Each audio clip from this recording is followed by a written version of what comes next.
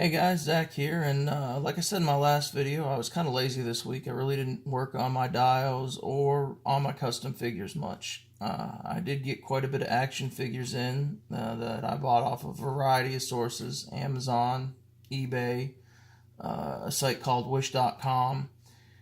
And what prompted this video was a comment that I got in regards to bootleg toys. I don't remember exactly which action figure site it was that somebody posted a photo to, but the main character in the photo was one of these 1,000 Toys synthetic humans, and these are awesome action figures. Really, really cool toys.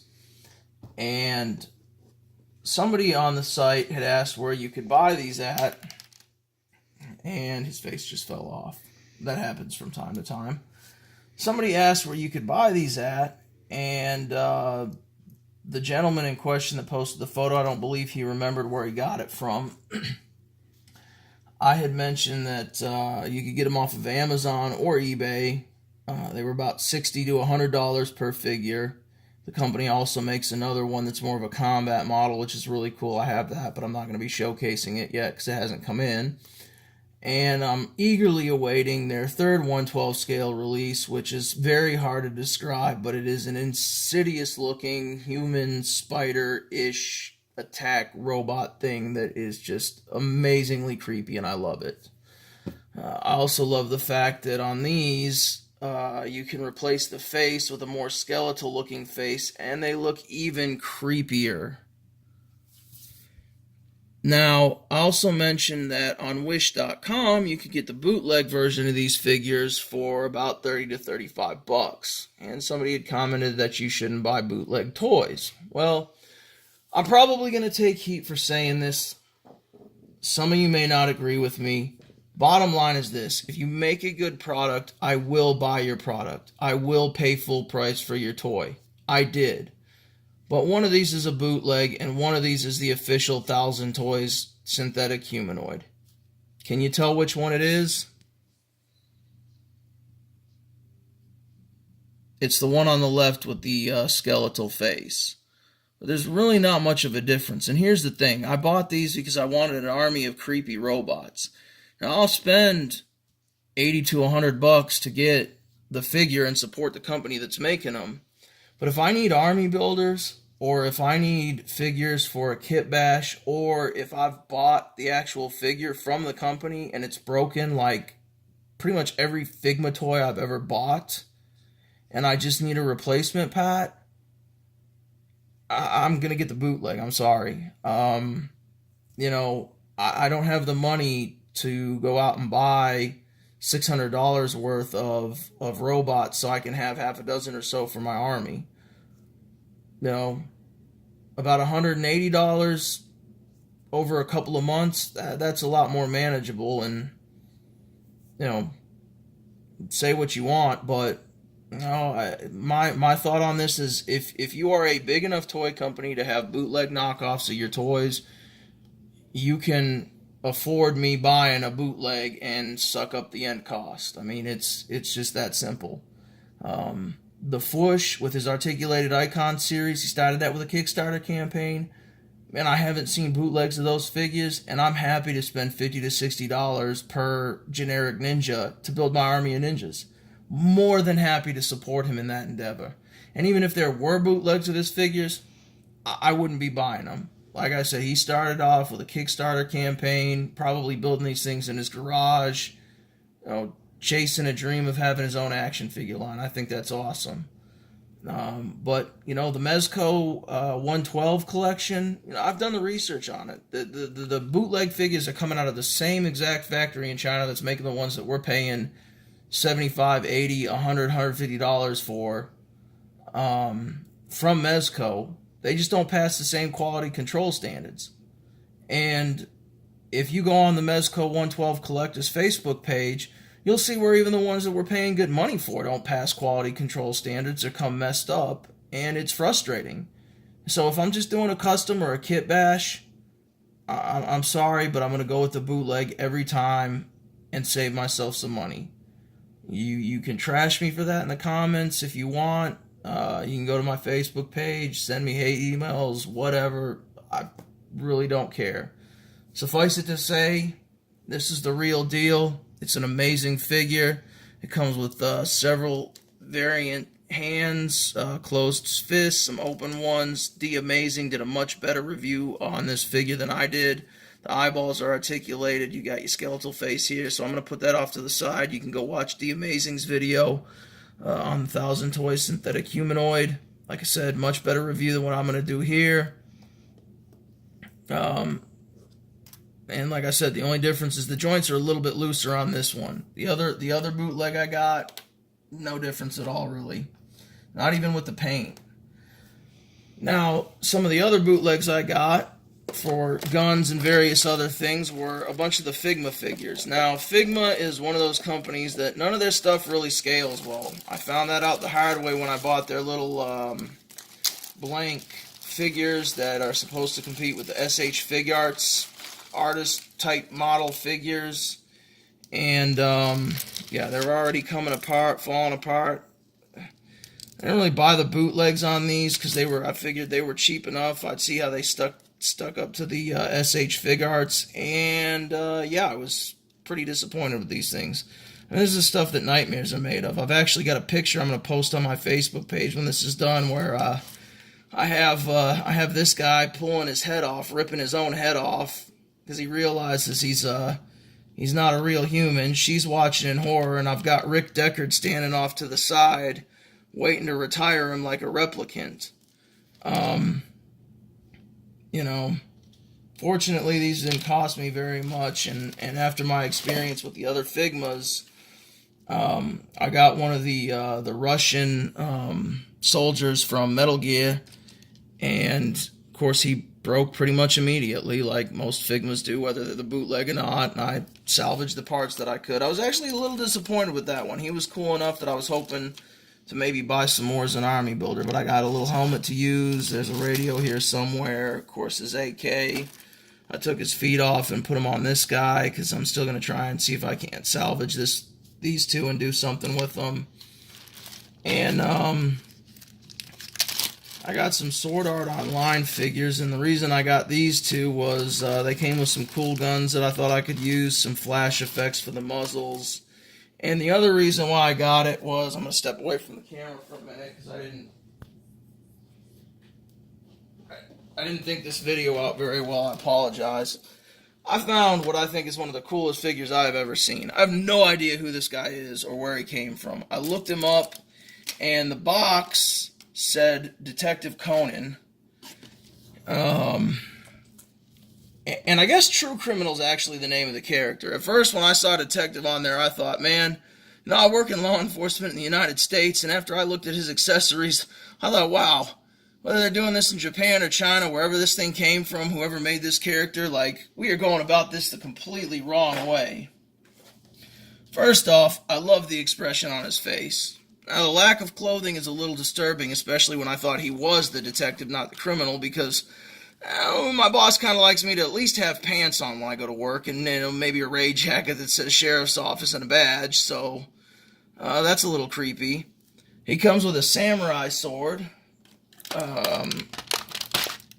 He also comes equipped with a couple different heads here, a knife, a scoped hunting rifle that can be used for what most people equate to sniping, a golf club for bludgeoning, of course, two different small handguns that are actually Walter PPs.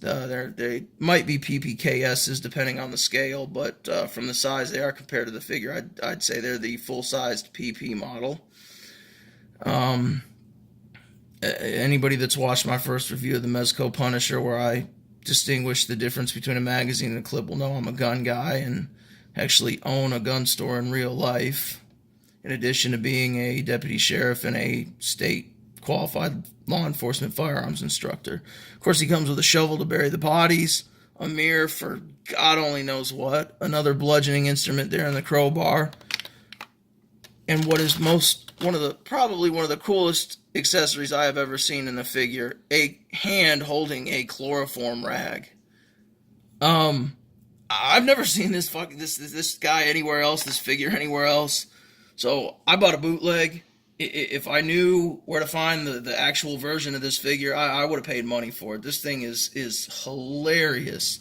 One of the coolest figures I've ever got. I'm actually not even going to do a kit bash with him. He comes with some extra hands. He comes with a rope to garrote people with. Of course, the basic Figma stand like all the other ones come with. And I'm leaving him as is. I mean, this figure is just I mean, this is just creepy. And walk up to one of these other little sword art online gals. I'm sorry, miss. Can you smell this and tell me if it smells like chloroform? Oh, yeah. Yeah. This guy's actually creepier than the robots, and I thought those were some of the creepiest toys I would ever see. I'm going to put him into the side for a minute, and I'm going to throw these back in here. And like I said, you know, these are all for kit bashes. I'm not going to spend 50, 60 bucks on a figure that I'm just going to rip apart and that's going to break on me. Like I said, these things are the stuff that nightmares are made of. I mean, look at that. The back, and there's people that have done reviews on them, and I know they're supposed to be artist mannequins, but as a blank figure for a custom job, that's just not going to work. There's nothing you can do with that. So, I mean, the joints don't fit in, and like I said, I really, truly, quality with the Figmas, and there's probably people that are going to tell me I'm wrong about that. That's fine. As far as quality control goes, I can't tell the difference between the actual Figma figures and the bootlegs. Now, on a more positive note, I got a great deal off of Amazon. I got all 4 of these Jonah Hex figures because I kind of went with a unified Western theme, sci-fi spaghetti Western after the gun store. I had so much fun doing that, and later when I get some more work done on that and I get the idea fleshed out a little bit more, and finish up my custom Mezco 112 and start working on the second one. I'll get into that idea. I think I'm going to leave these as is. They're different enough. They come with some really cool accessories. If I wanted to kit bash these are the older style NECA figures where the articulation was a little bit lacking, but that's fine. They're still posable enough to take some good shots with. Hats come off. And what I love about these is, being a gun guy, the LeMat revolver that they come with is one of my favorite guns of all times. This was used primarily by the South during the Civil War.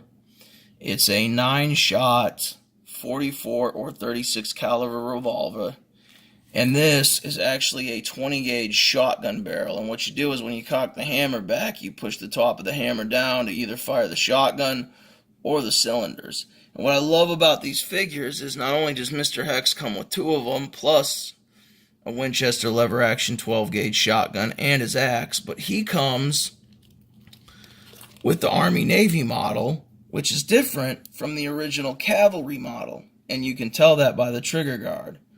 Our villain, who apparently was played by John Malkovich after somebody took a belt grinder to his face, judging by the action figure, comes with the original cavalry model, and then we have our Army Navy model over here. So that was a huge, huge plus for me. Might not be something anybody else cares about, but I love it. So, not going to kit bash these guys. I'm just going to add a few accoutrements to make them a little bit more sci-fi, maybe some scopes or something to that effect. This is one of the DC Legends Jonah Hexes. He comes with this belt, which actually is removable. But again, I like him enough I'm not going to kit bash him. He's got a little sawed-off shotgun here. Kind of stinks because it's rubber and it's a little twisted. I'm just going to put that in a little clamp and let it sit for a week or two, and that'll straighten that right back out. And he's got himself a little Colt single-action Army. Didn't quite fit in the holster very well. It wasn't sculpted right, so I just took an X-Acto. It's kind of a hack job, but like I said, I'm going to touch these guys up for my sci-fi Western theme and go from there. And then, of course, you've got Megan Fox, who I guess was the love interest in the movie. Not really sure. But, there's a nice background piece. They actually did a really good job on this this skirt. It's almost sheer. I mean, you can almost see my finger through there. They did a really nice sculpting job on her. And she's got a decent amount of articulation here, too, for a female figure. None of them move really below the waist other than swiveling their feet to make them stand up. She's got a nice derringer. In the last video, when I dumped out the guns that I had cast, I had already started casting all of these guns to go in my gun store, and so that I have some more. And finally, I've already started kit bashing some of the McFarlane military figures that I have. And, you know, kit bashing is a pretty simple affair, especially when you get some of these figures that are more like statues than action figures. You'll see where that, you know, that's been molded separately and just kind of glued on. And it's hard to get a good angle on there.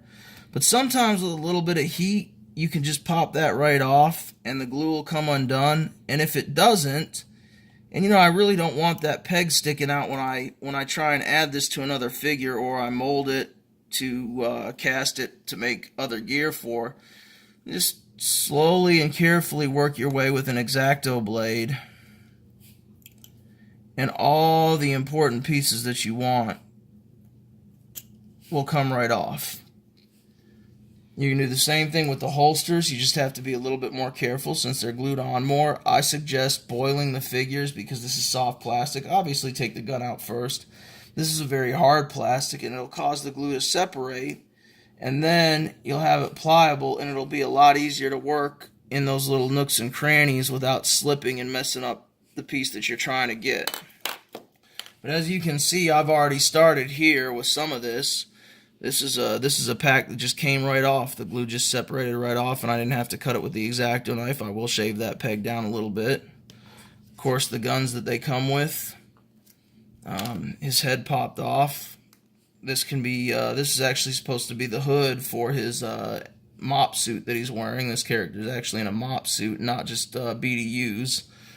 That can be put on another figure as a scarf or whatever you want to use it for. And somewhere around here I had his, there we go. The helmet, that can come off. I'm actually going to take that off. I have some of the Resource Plan B figures where I can mount night vision on that and actually have the night vision goggles come down. This pair of goggles I carefully took off and I can cast that and use that with another figure. I can put a little elastic band on there, make a strap, and not that I'm necessarily going to use it for this figure, but now I have a working set of goggles instead of one that's glued to a helmet. So, kit bashing 101. Find the figures when they're inexpensive.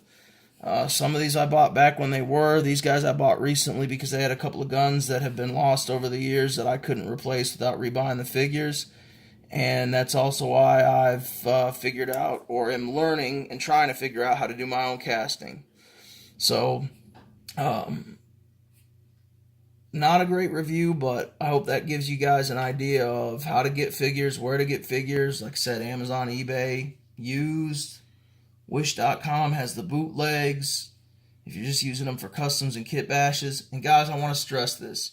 You know, make sure you support the toy manufacturers that are making good toys, that have good lines, that have good quality customer service. I'm only bringing up the fact that the bootlegs exist and I buy them because, like I said, if I'm buying a figure to cut apart or I need figures for army builders, I can't afford to do it any other way. If you can, then that's awesome. If I could, I would. But I can't, and I want that to be known that it is a viable option for people that don't have a lot of money and want to get into this hobby. Yeah, you can wait for sales, you can wait for them to be used, but you know, sometimes you got to buy the bootlegs, and that's where it's at. But please, if you like the figure and you want to see more of them, at least buy one. At least buy one of them from the manufacturer that's actually making them. Don't completely skimp out. This was totally worth the money that I paid for it. I can't afford to build my whole army out of them, but I don't want to not buy at least one of each one from the manufacturer because they are a great toy and those guys do deserve my money. And they deserve yours if you think it's a good toy. Anyway, that's my video on kit bashing, customs, and bootlegs, and my loot haul for the week. Like I said, it was a lazy week. Thanks for watching. And in the meantime, treat other people the way that you would want to be treated. Be safe. And most importantly, stay hydrated.